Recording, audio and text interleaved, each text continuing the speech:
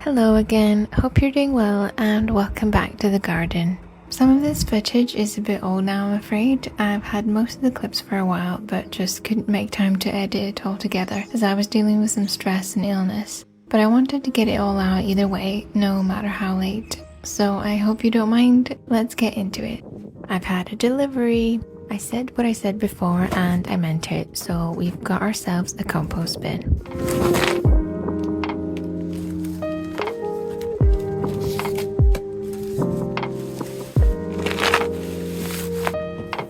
It did come packed with a lot of plastic, but what can you do? And look, it even comes with instructions.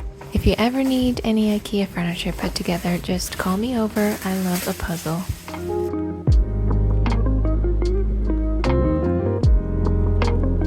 This was honestly pretty straightforward to put together and worked kind of like Lego blocks.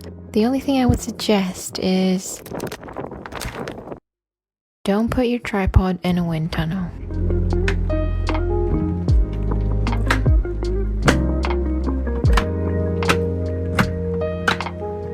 Thankfully my phone landed on the cardboard and was unharmed, so we can carry on. For some reason doing the lid hinge took me forever compared to the rest of it, but it just needed a bit of force.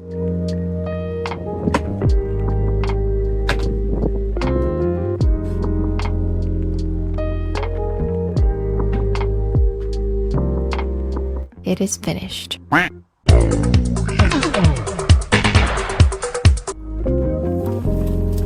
Now all the garden waste I had piling up by the shed can go in there. And I've also been hoarding some cardboard that will make up the compost lasagna layers in between. What I understand is you want about 50% green materials and 50% brown. I'm kind of winging it and seeing what happens.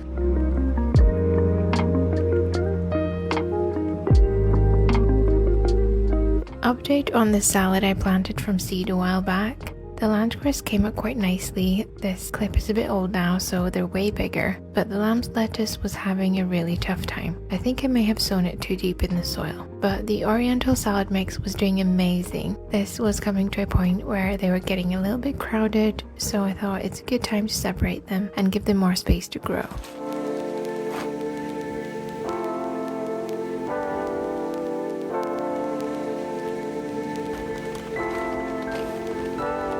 All of the containers are reused from food we've bought before. Even though the seedlings were absolutely tiny and delicate, they didn't mind being handled at all and did really well, which I'm very pleased about.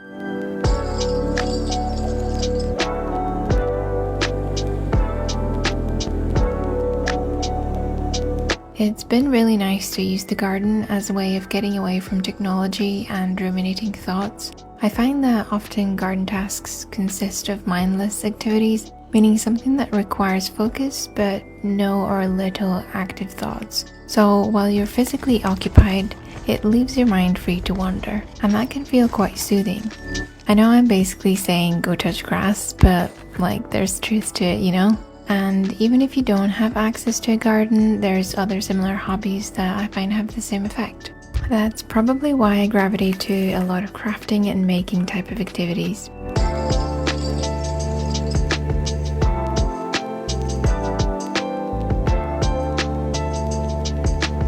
That's the job done. And this is what they look like a while later.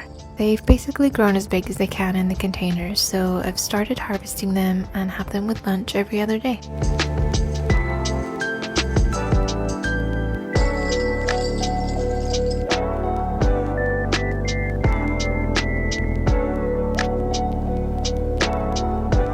The bramble has not stopped growing even through the colder weather and lack of sunlight, so every few weeks I return to tie it up the fence.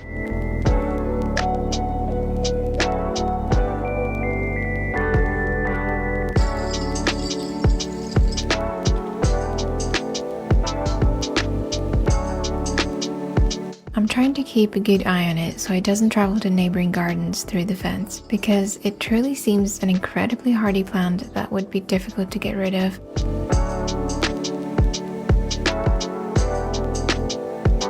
In autumn, I also take off the garden lights to protect them over winter, since we don't really use it then.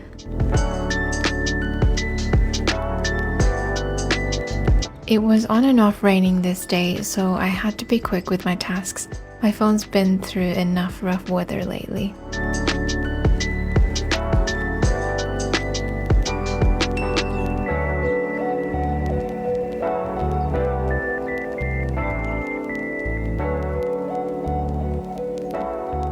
I bought a collection of tulip bulbs called Royal Palace Doubles.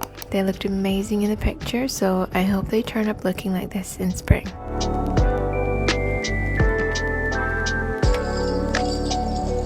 I'm planting them in any remaining open spaces in the flower bed.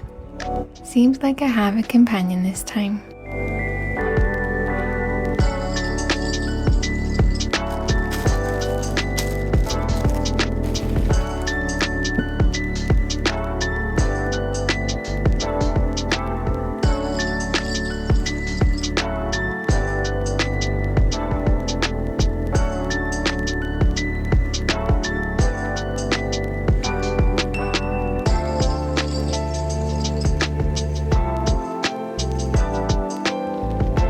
The bed is packed full of bulbs, and I pruned the lavender as well, so now I'm glad that I can forget about it for the rest of the year.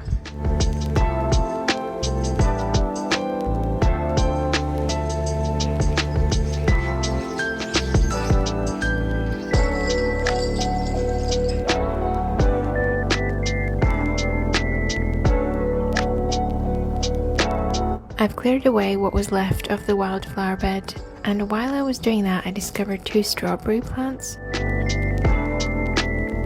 The second one is looking a lot more disheveled, but there's enough for me to tell it's a strawberry. I have 1 spare pot remaining, which will be the perfect size for these 2. So I'll dig them up and give them a new home, otherwise they'll get lost among the wildflowers.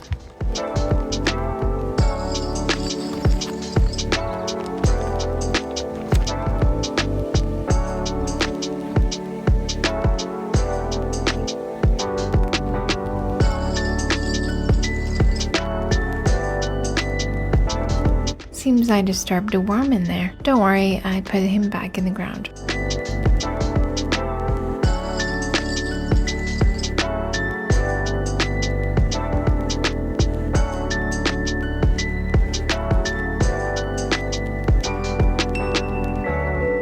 This is probably the sunniest location, so I think they will do well here under the Bee Hotel. I was actually planning on buying a few strawberry plants next summer. It was a very pleasant surprise to find these 2 for free. I snipped off some of the dried up stems to make them a bit more presentable. Wasn't sure if this broken leaf is really doing anything for the plant, but I left it there for the time being. It can figure out for itself.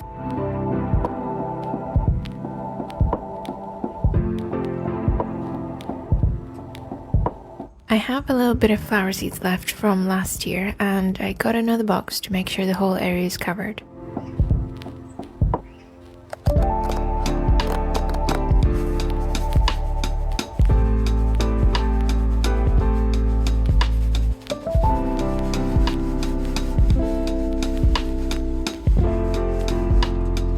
After scattering the seeds, I raked them in, and that's another autumn job done.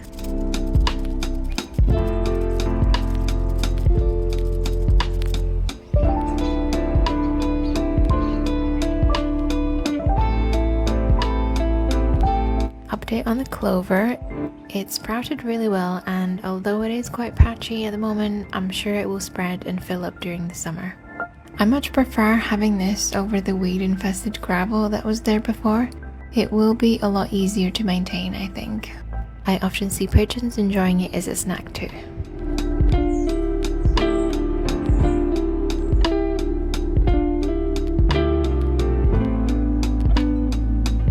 I've been practicing a recipe for apple flatbread, which is a traditional bakery in Latvia where I'm from. It uses yeast dough, which I don't have a lot of experience with. So while that rises, I'm preparing the apple slices.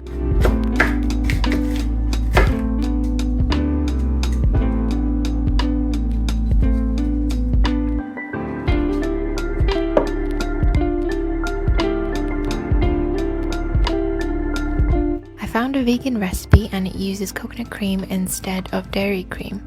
I could have added a bit more water to make it more runny, but as it heated up in the oven it melted and evened itself out anyway.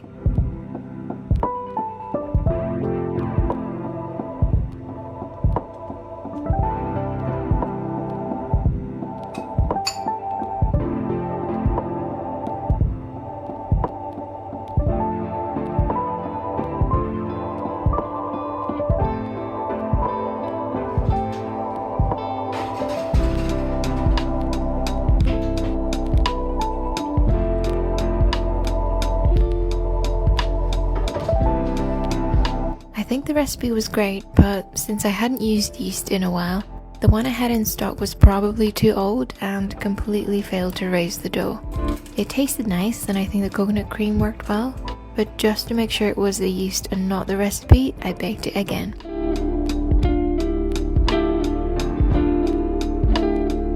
This is me a week later. We've got fresh yeast and you've already seen the rest, so in the oven it goes.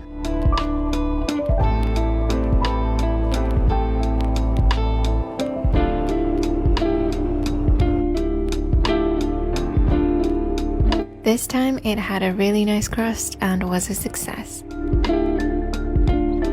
Thanks for watching.